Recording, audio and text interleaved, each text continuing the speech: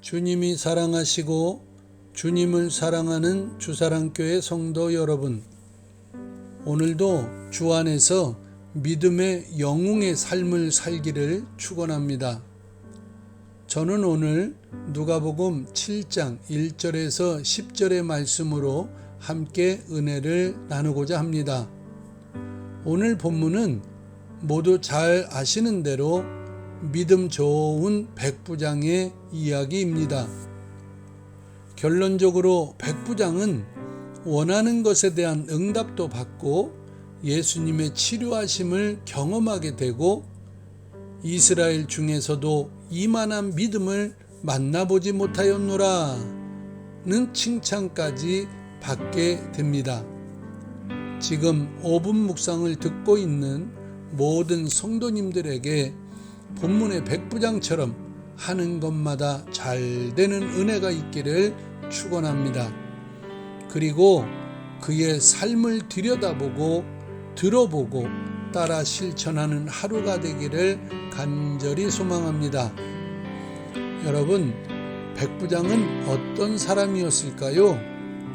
첫 번째로 사람을 아끼는 사람이었습니다. 백부장은 당시 이스라엘까지 손을 뻗친 로마 군대의 지기로 약 100명의 부하를 거느리던 지휘관이었습니다. 여러분도 많이 경험해 보셨듯이 사람을 아끼는 리더가 있는 반면에 그렇지 못한 리더가 있습니다. 리더는 태어나는 것이 아니라 만들어진다는 말에 의하면 덜 다듬어진 리더들이 있다는 것이지요. 본문의 백부장은 지금 병들어 죽게 된 종을 살리기 위해 이스라엘의 구원자라는 예수를 수소문하여 찾았습니다. 자신의 체면을 내려놓은 것입니다. 쉽지 않은 일이었을 것입니다. 우리도 주변의 사람을 아끼는 성도들이 되기를 바랍니다. 두 번째로 백부장은 호의를 베푸는 사람이었습니다. 3절에 예수의 소문을 듣고 유대인의 장로 몇 사람을 예수께 보내어 종을 구하 주시기를 청한지라 라고 했습니다. 아무리 지배국의 군 지휘관이라고 해도 유대인의 장로들을 하인 부리듯이 할 수 없었습니다. 그런데 보냄받은 유대인의 장로들이 4절에 보니까 예수께 나와 간절히 구하여 이 사람의 부탁을 들어달라고 청합니다. 놀라운 장면입니다. 어떻게 유대인의 장로들이 속도 없이 로마 군인의 부탁을 자기 일처럼 여겨 간청했을까요? 5절을 보면 그가 우리 민족을 사랑하고 또한 우리를 위하여 회당을 지었나이다. 유대인들을 탄압하고 말살하는 사람이 아닌 호의를 베푼 군 지휘관이었던 것이었습니다. 누군가는 예수와 소통 가능한 유대인 장로들로 지목하여 보냈다고 합니다.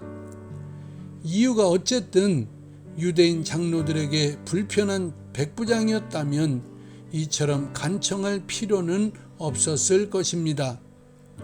그는 분명 호의를 베푸는 사람이었었던 것이 틀림없는 것입니다. 세 번째로 백부장은 배려심과 신앙심이 있었던 사람이었습니다. 백부장은 먼저 당시 경건한 유대인들은 이방인 곧 불경스럽게 여겼던 로마인들의 집에 출입하는 것이 당연히 불편하리라고 생각했을 것입니다. 그래서 두 번째로 친구들을 보내 예수님을 배려하는 차원에서 집에 들어오지 않으셔도 된다고 했던 것입니다. 그리고 나아가 지금까지 사람을 아끼고 예수의 소문에 반응하며 회당을 지어주는 호의를 베풀고 예수님을 배려하는 그의 태도를 보면 그는 분명 신앙인이었던 것입니다. 사랑하는 성도 여러분, 우리도 이런 믿음을 소유하고 하나님과 이웃에게 칭찬받는 성도들이 되기를 축원합니다. 샬롬.